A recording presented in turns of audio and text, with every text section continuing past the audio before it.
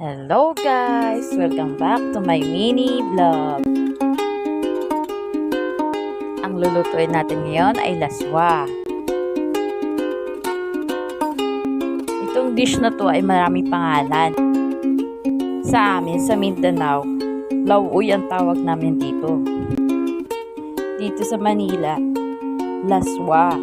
Sa mga Ilocano, deneng-deng. Ewan ko lang sa iba. Just a part of a boiling water and adds vegetable kung anong meron ka. Kanta ka lang ng bahay kubo, pwede na.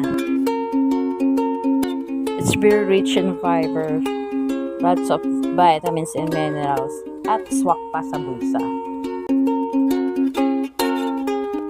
Ayan, kumukulo na po yung laswa natin.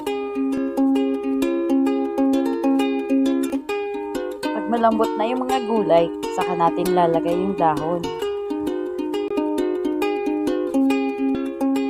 Malunggay po pala nilagay ko dyan, kasi marami sa kapitbahay. Tinanggal ko pala yung mga bula-bula dyan. Masarap sana kung may bagong na isda ko, kaso wala akong nabili. Kaya patis na lang nilagay ko. Try nyo po magluto ng ganito, vegetable soup or laswa para sa mga anak nyo.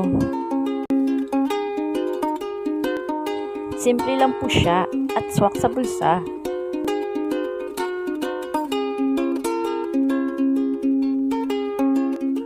Maya-maya, luto na po yan. Pwede na pong hanguin.